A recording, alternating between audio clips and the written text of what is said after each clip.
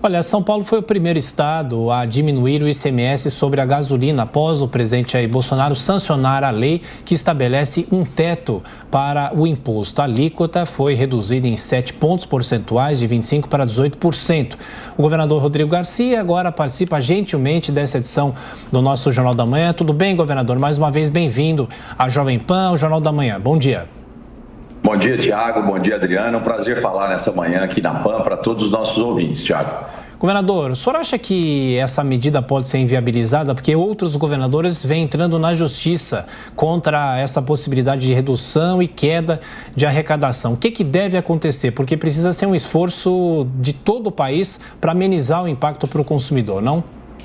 Sem dúvida, Tiago. O que existe hoje é a discussão sobre alguns pontos da lei sancionada pelo presidente em relação a algumas taxas da questão da conta de energia elétrica, em relação à modulação da questão da telecomunicação. E eu entendo que em relação à gasolina nós temos um ponto pacífico. Por isso, tomei a decisão de, na segunda-feira, refazer a redução do ICMS da gasolina aqui em São Paulo de 25% para 18%, com a expectativa que isso não mude mais. Então, já está valendo em todo o estado de São Paulo. Nós estamos agora utilizando toda a nossa força-tarefa do PROCON para dar transparência nos preços de combustíveis aqui em São Paulo. Afinal de contas, Tiago, nós fizemos isso com o objetivo de reduzir no mínimo 48 centavos o litro da gasolina no posto de gasolina. Portanto, é importante a gente ficar atento, ter transparência nesses preços e, na minha opinião, como governador de São Paulo, é um caminho sem volta que nós adotamos aqui no estado. Governador, o senhor poderia deixar mais claro, essa decisão ela é provisória, ela é permanente, o senhor disse? De qual forma o senhor acredita que esse problema da alta dos combustíveis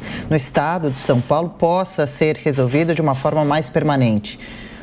Adriana, essa decisão ela é permanente. Nós estamos, portanto, reduzindo o teto da cobrança do ICMS em São Paulo de 25% para 18%. Essa foi a nossa decisão e é uma decisão que vale permanentemente daqui para frente. Se houver alguma mudança na legislação federal, no próximo ano, em outros momentos, é natural que o Brasil, a todo momento, você tem mudanças. E aí você se debruça sobre ela. Mas hoje é uma decisão definitiva que reduz em 7% o ICMS aqui no estado. O que isso significa para o consumidor de gasolina, Adriana? No mínimo, uma redução de preço de 48 centavos. Essa é a luta agora que eu faço enquanto governador de São Paulo para informar a população sobre os preços no estado de São Paulo e pedir que ela fiscalize e acompanhe e só abasteça em postos de gasolina que estão repassando essa margem para o consumidor final. A política de preços é livre, o posto de gasolina, o posto de combustível cobra o preço que quiser, portanto nós dependemos agora da fiscalização. Não é justo que o governo faça esse esforço, reduza o ICMS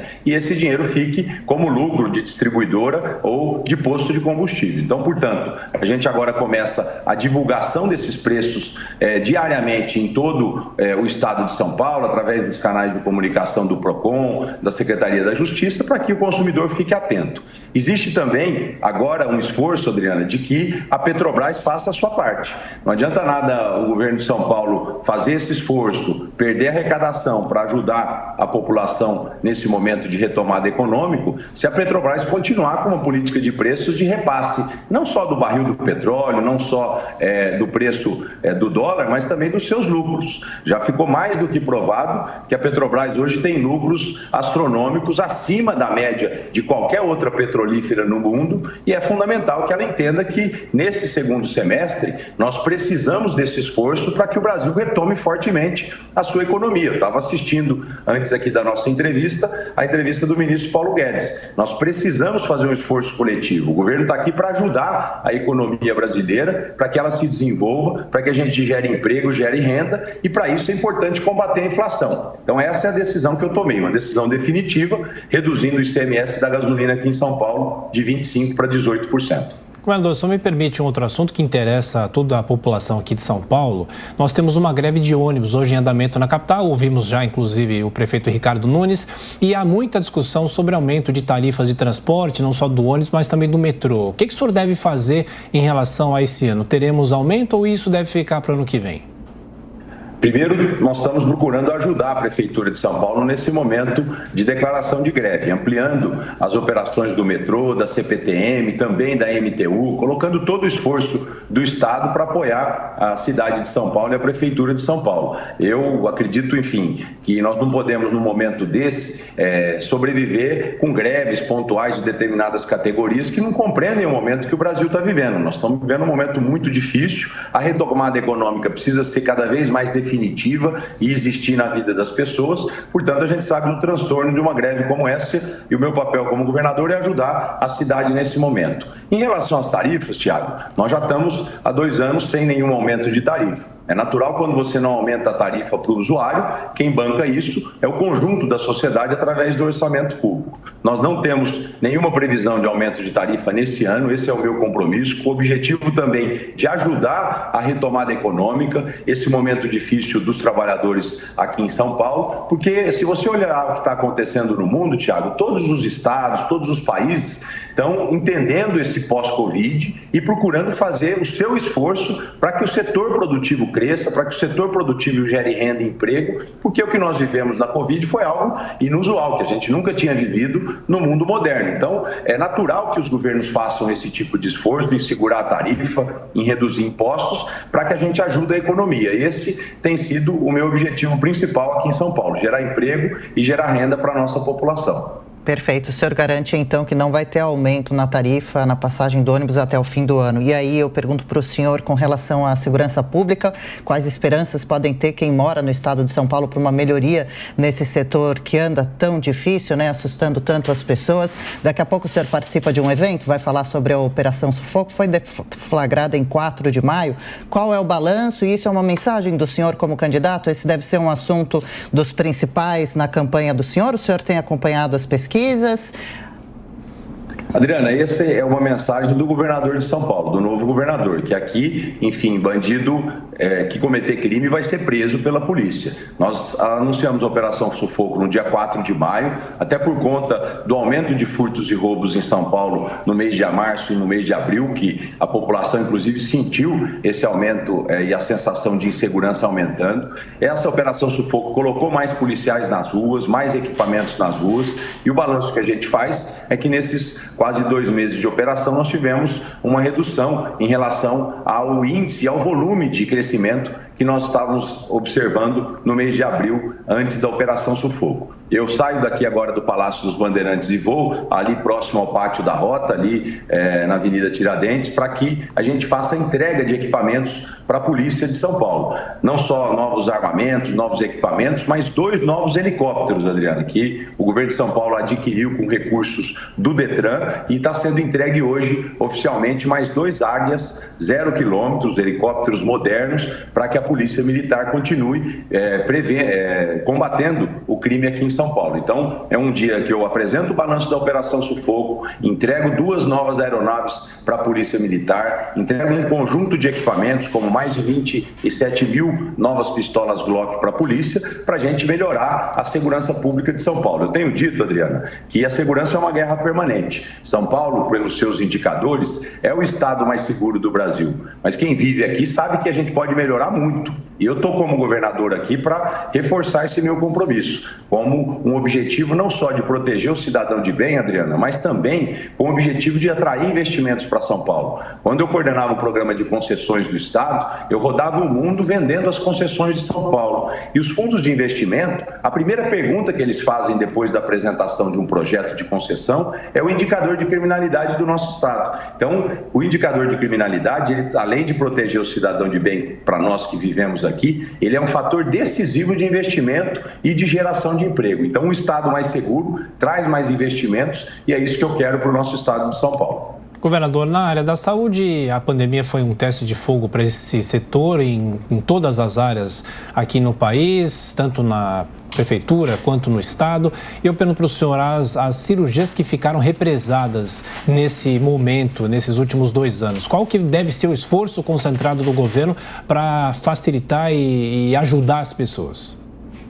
Essa foi uma atitude, Tiago, que eu tomei também no mês passado. Durante 2 anos, o Estado e o governo brasileiro e todos os países do mundo deixaram de realizar as chamadas cirurgias eletivas, aquelas que não são urgentes e emergentes. E, portanto, ficou-se represado mais de 540 mil pessoas aguardando essas cirurgias eletivas. Se a gente fosse deixar o sistema de saúde trabalhar na sua capacidade, nós vamos demorar mais de 2 anos para que essas cirurgias eletivas sejam feitas. E as pessoas não podem esperar tudo isso. Por isso que nós criamos o mutirão. Como é que nós estamos trabalhando no mutirão? Nós estamos, além de aumentando a capacidade no limite dos hospitais estaduais, dos hospitais municipais, nós estamos comprando cirurgias eletivas na rede privada e também na rede filantrópica, pagando pela primeira vez o dobro do que paga a tabela SUS, porque se nós não tivéssemos alguma atratividade econômica, esses hospitais não fariam essas cirurgias para o Estado. Então, nós estamos agora nesse mês de junho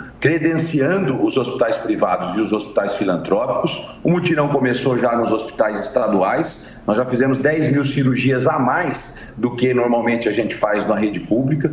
Para a população aqui de São Paulo ter uma ideia, os hospitais do Estado têm uma capacidade de fazer 25 mil cirurgias todos os meses. Nós vamos fazer mais de 35 mil nesse primeiro mês do mutirão. E agora, em julho, entram os hospitais privados. Então, uma fila que ia demorar 2 anos, 2 anos e meio para ser eliminada, nós vamos eliminar ela em 5 meses. A minha expectativa é que até o mês de novembro, todos que estão aguardando cirurgias eletivas no sistema CROSS, que é o sistema do Estado de São Paulo, nós tenhamos realizado as cirurgias. Então, fila zero a partir de novembro, apenas administrando o fluxo normal de cirurgias em São Paulo. Esse é o objetivo do mutirão. E, governador, antes da gente encerrar eleições 2022, de qual forma o senhor pretende conciliar todo esse trabalho que tem em andamento com a campanha? Para o senhor, a campanha já começou? Acha que deve ter que enfrentar mais a oposição de Haddad ou de Tarcísio de Freitas? Como está vendo também a polarização para a presidência?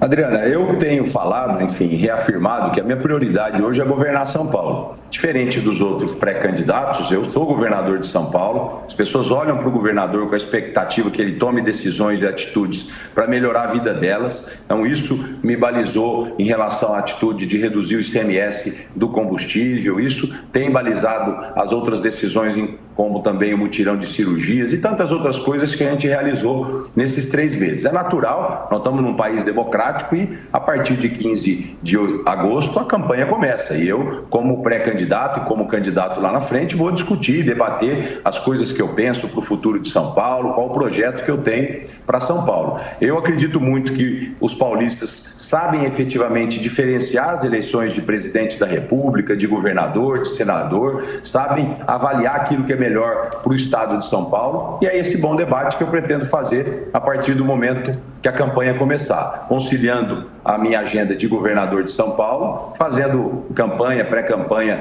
pela manhã, na hora do almoço e no período da noite, porque a prioridade será sempre governar esse Estado-nação que é o Estado de São Paulo, Adriano. Governador, para a gente fechar a nossa conversa, eu me lembro que em 2008 houve até um evento na freguesia do Ó, o ex-prefeito Gilberto Kassab entregou um cheque para o ex-governador José Serra para a construção da linha 6 laranja do metrô e o prazo era 2015, mais ou menos, e essa linha até hoje não saiu do papel. Como um integrante do poder público, o senhor se sente às vezes frustrado porque essas obras duram muitos anos, não ficam prontas de forma rápida, são obras importantes para a população de São Paulo. De que maneira é possível apressar, melhorar um pouco mais essa questão da construção de linhas de metrô em São Paulo?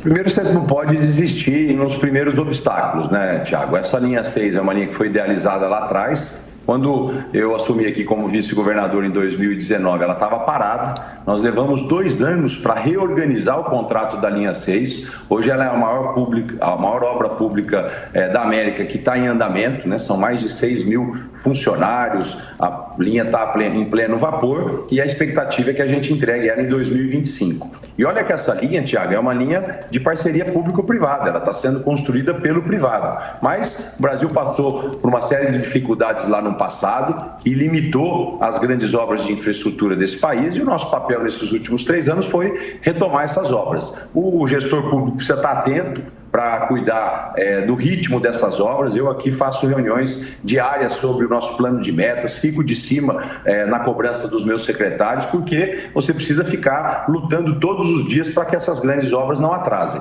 O governo de São Paulo tem entregado grandes obras para a população. Eu vou citar Tamoios, lá no litoral norte, maior túnel do Brasil, que já foi entregue à população, um túnel de mais de 5 quilômetros. Essas grandes obras de engenharia têm esses desafios jurídicos. Muitas vezes, para a gente resolver uma obra dessa, você não precisa de engenheiro civil nem arquiteto, você precisa de advogado. Tamanha a complexidade dos contratos. O fato é que nós retomamos todas as grandes obras de São Paulo, aguardando ainda o Rodoanel, que é o próximo leilão que nós realizaremos ainda esse ano em São Paulo. Então, frustra sim, como cidadão é frustrado, como gestor público é frustrado. O importante é, como governador e gestor, você não se acomodar, não se conformar com esse estado de coisas e lutar para que as coisas aconteçam mais rapidamente. Governador de São Paulo, Rodrigo Garcia, muito obrigado pela atenção, pela gentileza com os ouvintes e telespectadores da Jovem Pan. Bom trabalho e até a próxima. Bom dia a todos. Muito obrigado. Obrigada, senhor.